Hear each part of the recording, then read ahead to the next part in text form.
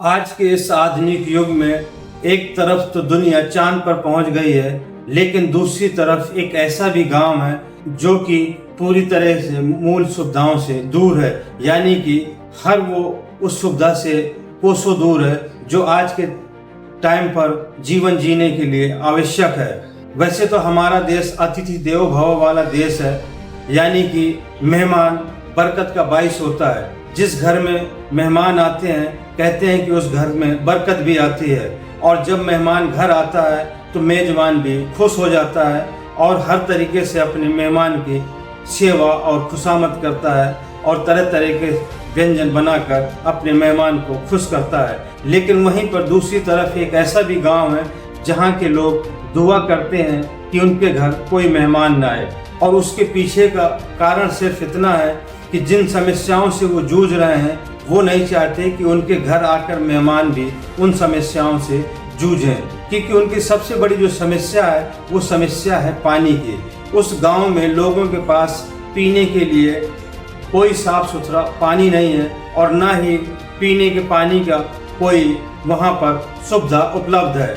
इसलिए उन्हें दूर दराज से पानी लाना पड़ता है पीने वाला, और वो भी पूरी तरीके से साफ सुथरा नहीं होता, यानी कि गंदा पानी होता है। और ना ही उस गांव में कोई अस्पताल है ताकि अगर उनका मेहमान कोई अचानक बीमार हो जाए तो उसका वो इलाज करवा सकें। और ना ही उस गांव की सड़कें इतनी अच्छी हैं कि वो इमरजेंसी में एम्बुलेंस बुलाकर अपने मेहमान का इलाज करवा सकें, क्योंकि उस गांव में कोई एम्बुलेंस आ ही नहीं सकती। और वहीं पर दूसरी तरफ अगर कोई इमरजेंसी हो जाए तो फिर वो लोग इलाज के लिए चारपाई पे लाद कर उसको 7 से 8 किलोमीटर दूर उन्हें ले जाना पड़ता है। इसी वजह से उस गांव के लोग दुआ करते हैं कि उनके घर पर कोई मेहमान ना आए। और ये गांव हर उस चीज से वंचित है जो आज जीने के लिए सारी चीजें जरूरी हैं। तो आइए जानते हैं इस गांव के बारे में, कहाँ है ऐसा गांव। इस गांव के बारे में मैं आपको पूरी तरह से बताऊंगा, इस गांव की कहानी को। बस आप वीडियो के अंत तक बने रहिए। आदाब, नमस्कार, मैं हूं मुबीन खान।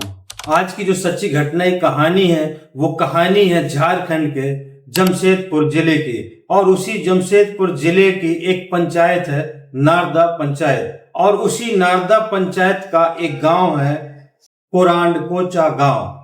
और इस गांव में लगभग 200 से अधिक आबादी वाला ये गांव है, और इसमें लगभग 20 परिवार सबर परिवार भी शामिल है। और इस गांव को चट्टानी पानी वाला गांव भी कहा जाता है, क्योंकि ये गांव सभी मूलभूत सुविधाओं से वंचित है। और इस गांव की जो सबसे बड़ी समस्या है वो है जल की समस्या, पानी की समस्या।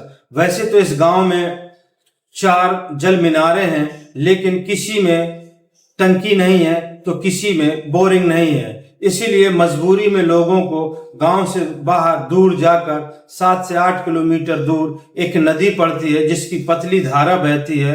उस पतली धारा से इनको पानी लेके आना पड़ता है। लेकिन इनके पास सबसे ज्यादा जो समस्या खड़ी होती है वो समस्या खड़ी होती है गर्मियों में, क्योंकि गर्मियों में उस नदी का पानी और भी ज्यादा सूख जाता है, क्योंकि 7 से 8 किलोमीटर पैदल जाना और फिर वहां से वापस आना इतना आसान नहीं होता, और फिर सर पर पानी का बोझ भी होता है।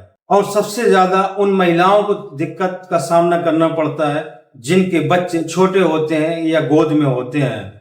और जिस वक्त दुनिया सो रही होती है, गहरी नींद का समय होता है 3 से 4 बजे का, उस वक्त वो महिलाएं अपना बिस्तर छोड़ देती हैं और पानी का बर्तन लेके, और जो बच्चा गोद में है तो उनको गोद में बांध लेते हैं या फिर पीठ में किसी कपड़े से बांध लेते हैं, और फिर 7 से 8 किलोमीटर पैदल जाकर पानी भरती हैं, और फिर वहां से पानी का बोझ और प्लस बच्चे का बोझ दोनों ये लेकर आती हैं, और सुबह निकलती हैं 3 से 4 बजे, और इनको घर आते आते दोपहर हो जाती है।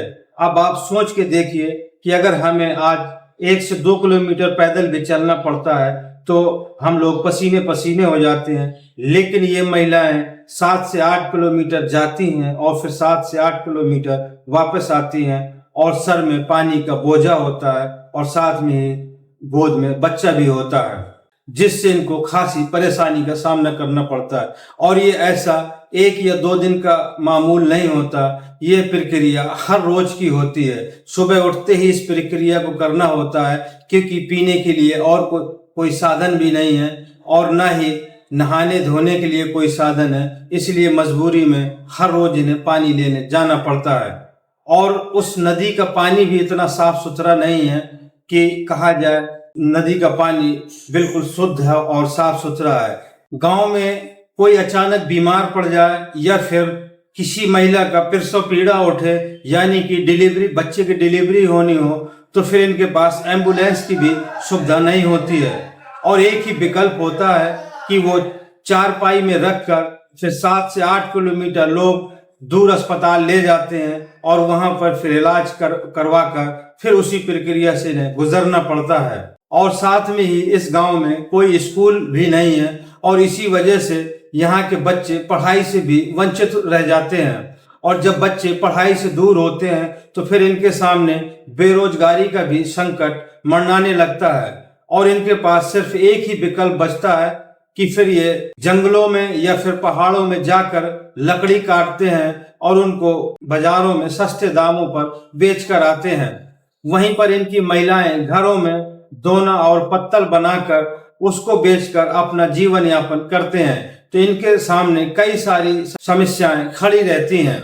खास तौर से जब चुनाव आते हैं, जब जनप्रतिनिधि आते हैं वोट मांगने, तब तो यहाँ के वो आकर बड़ी बड़ी बातें करते हैं, लेकिन इलेक्शन के बाद में फिर इन गांव वालों को भूल जाते हैं। तो आज समय है समाज सेवियों का और सरकार का कि इनकी आवाजों को सुने और इनको मूलभूत सुविधाओं से वंचित न रखें और इनके लिए भी मूलभूत सुविधाएं उपलब्ध कराएं और तरक्की की मुख्य धारा से इनको भी जोड़ा जाए। क्योंकि इस गांव के लोगों का खाना पीना भी बहुत अच्छा नहीं, बल्कि ये लोग चावल, नमक और कंदमूल खाकर ही ये अपना जीवन गुजारते हैं। और जब कभी इनके यहाँ सब्जी बन जाए या फिर दाल बन जाए तो ये उस दिन को त्योहार से कम भी नहीं समझते। हालांकि गांव के लोगों ने कई बार अपनी इन समस्याओं को जिला प्रशासन से अवगत कराया और जिला प्रशासन से अपनी गुहार भी लगाई, लेकिन आज भी इनकी समस्या ज्यों के त्यों बनी हुई है और किसी भी समस्या में कोई सुधार नहीं हुआ। तो दोस्तों, ये थी आज की सच्ची घटना की कहानी। ये घटनाक्रम सुनाने का मकसद किसी को आहत करना या किसी को परेशान करना नहीं, बल्कि आप लोगों तक सच पहुंचाना और आप लोगों को जागरूक करना है।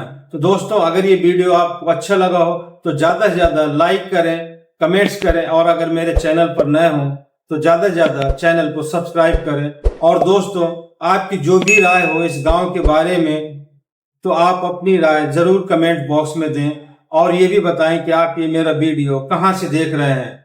तो दोस्तों, मिलते हैं अगले वीडियो में नई कहानी के साथ। जय हिंद।